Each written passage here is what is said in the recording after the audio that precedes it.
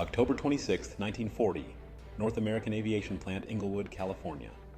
The smell of oil, aluminum, and cigarette smoke fills the hangar as engineers swarm around an unfinished fuselage. Outside, the rain hammers against the corrugated roof. Inside, time itself feels suspended. A British delegation stands beside a drafting table over blueprints marked NA-73X. At the center of it all, Danish Dutch Kindleberger, president of North American Aviation, taps a pencil against the plans. "Gentlemen, you asked for a fighter," he says, voice firm. "We'll give you a miracle." 2 months earlier, the British Purchasing Commission had approached North American with an urgent request: build fighters for the Royal Air Force to replace the aging Curtiss P-40s. Instead of producing someone else's design, Kindleberger had promised something new: faster, sleeker, deadlier, and he had promised it in 120 days. It sounded insane. But America's engineers were learning that war left no time for hesitation. At a nearby workbench, a young aerodynamicist named Edgar Schmood, a German-born designer who fled Europe before the war, runs his hands along the scale model of the new plane's wing. The laminar flow profile, he explains, eyes gleaming, reduces drag. It slices through the air instead of fighting it. No one has seen anything like it before. The prototype's name is simple, almost poetic: Mustang. October 26, 1940.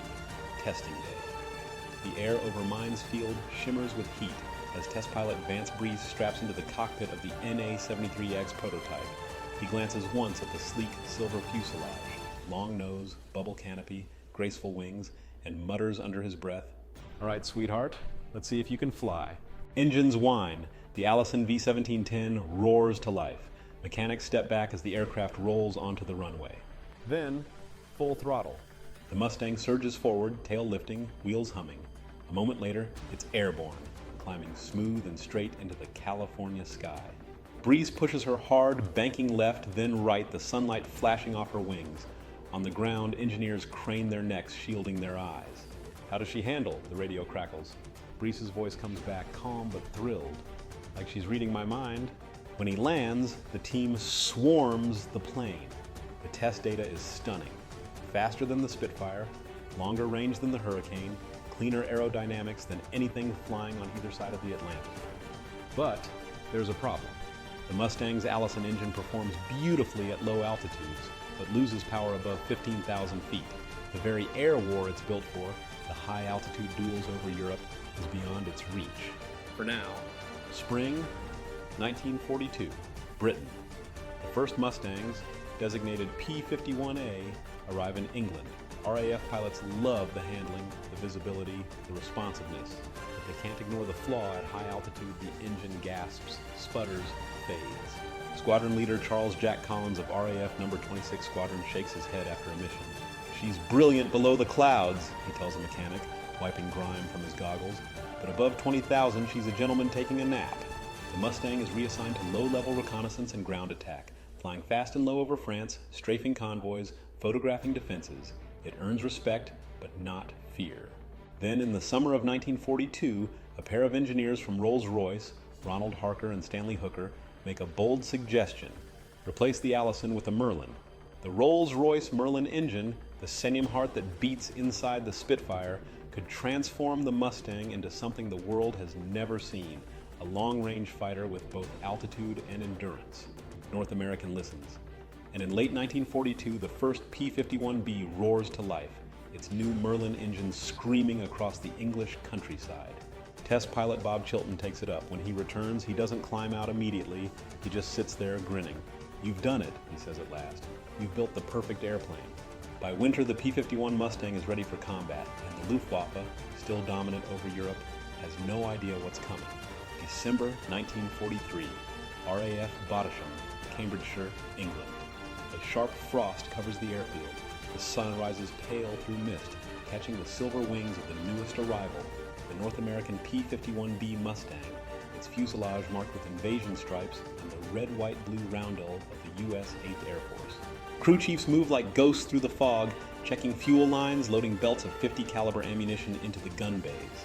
The ground shakes as engines cough and rumble to life, their Merlin throats purring with restrained fury. Inside the briefing hut, a dozen pilots huddle over maps. The target is deep in Germany, Bremen. Until now, American bombers could reach such targets but not return without catastrophic losses. The Luftwaffe's fighters simply waited beyond the range of the older escorts. Today, for the first time, the bombers won't be alone. At the front of the room, Colonel Don Blakesley, commander of the 4th Fighter Group, stands tall, sleeves rolled up, eyes bloodshot from too many sleepless nights. "Gentlemen," he says, tapping the chart with a gloved hand, "this is the line our escorts have never crossed." He draws his finger deep into enemy territory. Today, we go beyond it. A murmur runs through the room. The pilots know what that means. They'll be the first Allied fighters to escort bombers all the way to Germany through waves of FD-190s and Me-109s and back again. Blakesley's tone hardens. "You're flying Mustangs now. That means the Luftwaffe doesn't own the sky anymore. We do." 900 hours. The P-51s take off in perfect formation, their exhausts streaking white against the winter air. The 8th Air Force's B-17 Flying Fortresses, hundreds of them, drone eastward like a swarm of steel locusts. From high above, the Mustangs weave protective arcs, their wings gleaming. Lieutenant Clarence Bud Anderson, barely 22 years old, grips the throttle of his P-51B Old Crow. His voice crackles over the radio. "All right, boys, let's show them the new kid can dance." The bombers press on, across the Dutch coast, over the frozen fields of Germany. And then, like vultures rising from the clouds, the Luftwaffe comes. Dozens of Messerschmitt Bf-109s and Focke-Wulf 190s dive in, guns blazing. For months, they've slaughtered unescorted bombers with near impunity. But this time, when they dive, the sky bites back. Bud Anderson spots them first, black specks diving from the sun. "Bandits, 11 o'clock high!" He rolls inverted, dives, and cuts across the enemy formation. His 650 Cal's thunder. One 109 explodes in a burst of orange fire. Behind him, another Mustang locks onto a 190's tail. The German pilot breaks left, desperate, but the Mustang stays glued to him, turning tighter than the heavier German plane ever could. He's smoking. Splash one Focke-Wulf. Within minutes, the air is chaos. 100 dogfights spiraling through the clouds. Anderson's wingman calls out, "I've got one on me." Anderson yanks his Mustang into a climbing roll, cuts across the sun, and drops behind the attacker. He fires a burst, and the 190 disintegrates, pieces scattering across the sky like shrapnel. "That's for Schweinfurt," he says, remembering the bomber crews who never came back. By the time the bombers turn for home, the Luftwaffe has broken off. For the first time, not one B-17 is lost over the target. Back at Badisham, the pilots climb down from their Mustangs, faces smeared with oil and sweat, eyes still wild with adrenaline. Blakesley meets them on the tarmac. "Well?" he asks. Anderson grins, exhausted but exhilarated. "Sir," he says, "they can't touch us now." Blakesley nods once. "Good, because tomorrow we go farther." By early 1944, the P-51 Mustang is rewriting the air war. It can climb higher, fly longer, and fight harder than anything the Allies have ever built. With drop tanks attached, it escorts bombers all the way to Berlin and back, nearly 1,600 miles round trip. The Luftwaffe's last advantage, the sanctuary of distance, is gone. March 1940, over Germany. The radio is alive with chatter as American pilots hunt across enemy skies. For the first 10 times, they're not just protecting bombers, they're going on the offensive. Lieutenant Chuck Yeager, flying his first combat mission in a P-51, spots a flight of Me-109s below. "Break formation," he calls. "Let's go hunting." The Mustangs dive, slicing through the air at 400 miles per hour. Within minutes, 3 Germans are down. Yeager pulls up, breathless, the sky streaked with contrails and fire. "She's perfect," he radios back. "The Mustang doesn't fight, she hunts." And from that day on, the Luftwaffe learns to fear the howl of a Merlin engine. The hunter has arrived. March 8, 1944, over Berlin, Germany. The air trembles with the roar of hundreds of engines. Below, the gray sprawl of Berlin, the heart of the Reich, stretches to the horizon, wrapped in smoke and fire. The city's flak batteries open up, filling the sky with black bursts. The bombers, B-17 Flying Fortresses and B-24 Liberators, push onward through the maelstrom. Their target, the Erkner ball-bearing plant, vital to the German war machine. And above them, escorting every step of the way, fly the Mustangs. For the first time, Allied fighters have followed the bombers all the way to the German capital. Lieutenant Donald S. Gentile, flying his P-51B Shangri-La, adjusts his oxygen mask and peers through the haze. His voice is calm, steady. "Berlin, boys," he says over the radio, "the Eagle's Nest itself." No one ever thought they'd get this far. At 26,000 feet, the Luftwaffe forms up for interception, nearly 200 aircraft strong. Messerschmitt Bf-109Gs and Focke-Wulf 190s climb from airfields around the city, their silver-gray wings flashing in the morning sun. Among them is Major Walter Schuck, an ace with over 100 victories to his name. He watches the contrails of the American bombers and the small silver escorts flitting around them like hawks. "So, the Americans have finally come," he mutters. "Let's see if they can stay." He pushes his throttle forward. The first clash happens over Potsdam. A flight of FW-190s dives toward the bombers, guns blazing. But before they can close the distance, Mustangs drop from above, silent, unseen until the last second. Captain Jack Ilfrey dives head-on into the formation, his 650 cals hammering. One 190 bursts apart instantly. Another tries to climb away, too late. A short burst from Ilfrey's guns rips its tail clean off. "Sold. Scratch 2, he radios. Gentile's voice cuts in. "More bogeys, 3 o'clock high. Don't chase, make them come to you." He banks right, luring a flight of 109s into pursuit. The Germans open fire, tracers slicing past his canopy. Gentile waits, patient. Then with a sudden flick of his wrist, he rolls inverted and drops beneath them. The move so sharp, so fast that the pursuing pilots overshoot entirely. Gentile's Mustang reappears behind them like a phantom. He fires. 2 109s explode almost simultaneously. "Berlin says good morning, gentlemen," he quips. From the ground, civilians look up at the crisscrossing contrails that weave like spider webs across the sky. Smoke and debris rain down as bombers unload their payloads. Above the chaos, hundreds of smaller dogfights unfold, brutal, personal, fleeting. In one of them, Major Walter Schuck finds himself face to face with a Mustang. The 2 aircraft spiral through the haze, engines screaming. The Mustang has the edge in power, the 109 in climb. They twist, dive, roll, exchanging bursts of gunfire. Neither gains the upper hand.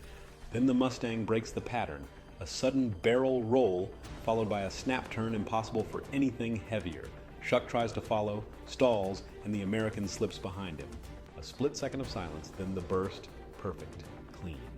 The 109 shudders, trailing smoke. Schuck bails out, his parachute blossoming beneath him as the Mustang roars past, victorious. For the first time in years, the Luftwaffe's elite are being outflown. Back in England, the radio reports come in one after another. 20 enemy destroyed, 30 confirmed. No losses. The numbers seem impossible. The Mustangs have done what no other Allied fighter could. They've broken the Luftwaffe's back. From that day forward, the Reich's daylight skies belong to the Americans. April 1944, Debden Airfield, England. Donald Gentile climbs out of his Mustang, oil streaked across his face, eyes bloodshot but alive. His ground crew runs up cheering, 27 confirmed kills. His squadron mates hoist him onto their shoulders as photographers snap pictures. He doesn't smile. "They fought hard," he says softly, "every one of them." Blakesley claps a hand on his shoulder. "They can fight all they want. They can't stop us now." And he's right. By summer, the Mustangs will escort bombers not just over Berlin, but across the Rhine, into Poland, into the heart of the Reich itself.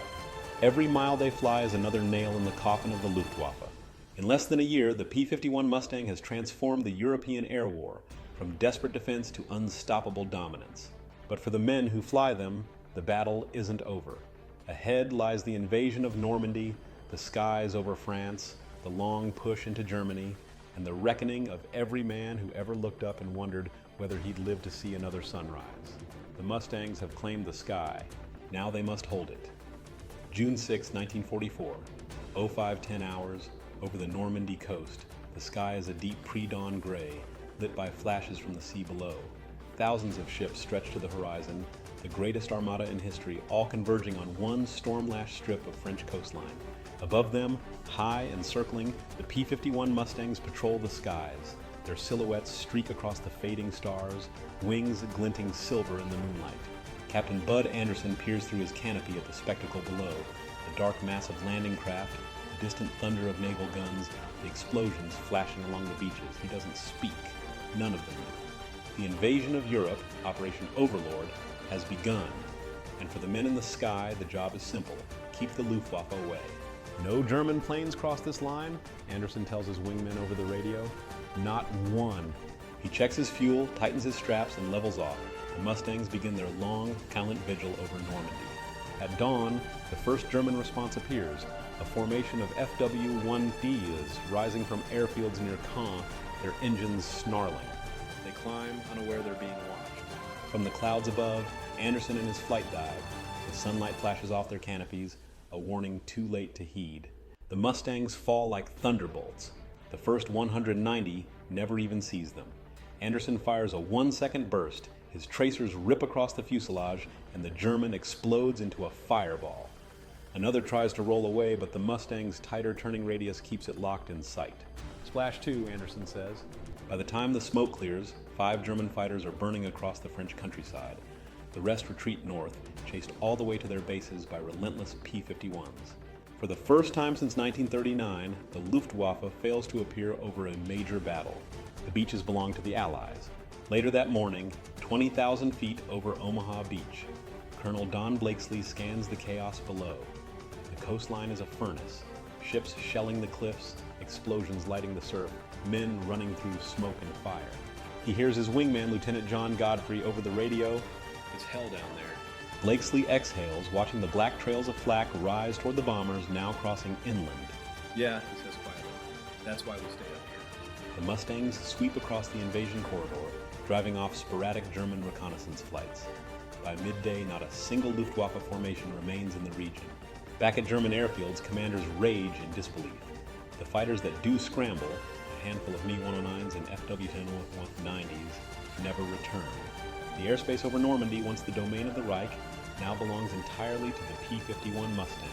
June 8, 1944, northern France. The war moves inland. Allied bombers now strike deeper into occupied territory. Rail yards, bridges, fuel depots, and the Mustangs lead the way.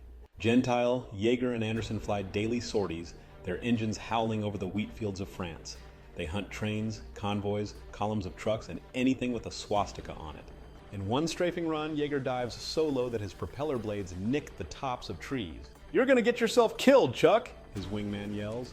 "Then I'll die making the best damn haircut in France," Jaeger jokes, pulling up in a shower of leaves. Behind the humor lies exhaustion. Every pilot knows that one mistake, one burst of flak, one jammed gun could end it all. But the Mustangs endure. They keep flying, keep fighting, keep escorting bombers deeper into the Reich. Every mission brings the same satisfaction, the same reminder: the enemy's skies are no longer theirs. July 1944, the breakout from Normandy. The Allies finally punch through. Panzers retreat east in burning columns. The Luftwaffe tries one last counterattack, a desperate swarm of Me-109s over the Falaise pocket. Anderson and his flight meet them head on. "They're everywhere," one pilot shouts. "Good," Anderson replies. "Means we won't have to look far." The sky becomes a storm of fire. Mustangs twist and dive, cutting through the swarm with surgical precision. German fighters fall in 2s and 3s, their smoke trails painting black ribbons across the clouds. When it's over, more than 50 German aircraft lie scattered across the fields. The air war over France is finished. The Luftwaffe, once the terror of Europe, is broken. That night, in a makeshift tent near the coast, Anderson writes in his logbook, "They said the P-51 was too late. They said we'd never reach Berlin. Today, I watched it guard an army that took back a continent. She's not just a fighter. She's freedom with wings." Outside, the rain begins to fall, soft, steady, peaceful. And for the first time in years, the skies over Europe are quiet. February 1945, over the Rhine, Germany. The winter sky is the color of ash. Beneath it, the ruins of the Reich stretch endlessly. Bombed out cities, frozen rivers, steel skeletons of once proud factories. A formation of P-51D Mustangs cuts across the clouds at 25,000 feet, engines humming in perfect harmony. Their olive drab paint is streaked with soot, their invasion stripes faded by months of war. Leading them is Captain Chuck Yeager, call sign Glamorous Glenn III. He peers through his canopy, the reflection of the Rhine glinting below. "Rhine's in sight," his wingman radios. "Copy," Yeager replies. "Let's make sure Jerry knows we're still watching." He nudges the throttle. The Mustang surges ahead. The same machine that once chased Messerschmitts over France, now hunting retreating German columns on the ground. The enemy has changed. The fight hasn't. As the Allies push deeper into Germany, the P-51s become more than escorts. They are hunters, guardians, and executioners of a dying empire. They strike airfields, destroy bridges, tear apart train convoys. Wherever the Wehrmacht tries to regroup, the Mustangs appear, swift, silent, merciless. At Merseburg, they dive through curtains of flak to destroy synthetic fuel plants. At Hanover, They slash across rail lines carrying ammunition to the front. The Luftwaffe's remaining aircraft, mostly inexperienced boys flying Me-109s and Me-262 jets, scramble to intercept, but the air belongs to the Mustangs now. Even the vaunted Me-262, Germany's jet-powered wonder, can't turn the tide. The P-51's range and persistence mean the Allies control the sky before the jets ever reach altitude. Yeager remembers one of his last dogfights, catching a Me-262 as it tried to land. "Fastest damn thing I ever saw," he wrote. "But down here, speed doesn't mean much when you've got no sky left to run to."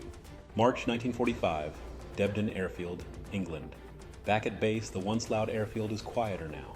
Rows of Mustangs sit lined along the tarmac, paint chipped, noses scarred. Mechanics move slowly without the frantic pace of 43 or 44. The war is ending. Everyone can feel it. Gentile and Anderson walk side by side, helmets tucked under their arms. "Feels strange, doesn't it?" Anderson says. "All those years of fighting, and now there's no one left to shoot at." Gentile nods, eyes distant. Yeah, it feels like the sky's gone empty. They stand in silence for a moment, listening to the faint rumble of bombers returning from yet another mission. For years, the P-51 had been their lifeline, a weapon, a companion, a home. Now it's a symbol of something far greater. Freedom. April 1945, Berlin. The end has come. Allied forces close in from the west, the Red Army from the east. Overhead, waves of Mustangs sweep the skies unopposed. There are no dogfights left, no Luftwaffe formations, no duels among the clouds. The sky that once burned with tracer fire now lies eerily calm. Below, the city burns. A Mustang passes over the Brandenburg Gate, the same gate once paraded through by Hitler's army. Its pilot, a young lieutenant from Iowa, looks down at the ruins and whispers into his radio. It's over. No one answers. He banks west, heading for home. August 1945, Freeman Army Airfield, Indiana. Rows of gleaming Mustangs stand beneath the summer sun, their engines buoyant. Pilots walk among them, touching the cool aluminum skin one last time. The war is done, the skies of Europe are free. The P-51 Mustang, born in haste, perfected in battle, has done more than any aircraft to secure that victory. It escorted bombers across continents, broke the Luftwaffe's spine, and gave the Allies command of the air. But for those who flew her, the legacy isn't just one of war. It's one of endurance, of courage, of the men who looked death in the face thousands of feet above the earth and kept flying anyway. As the camera pans over the empty airfield, a narrator's voice fades in, steady, firm. They called it the perfect fighter, fast, sleek, unstoppable. But what made the Mustang truly great wasn't its engine or its wings. It was the will of the men who flew it, who believed that no enemy, no storm, no distance was too great to conquer. A single Mustang takes off, lifting gracefully into the sunset, its silver frame catching the last light of day. It climbs higher and higher until it's nothing more than a speck in the clouds, a final salute to the sky it once ruled.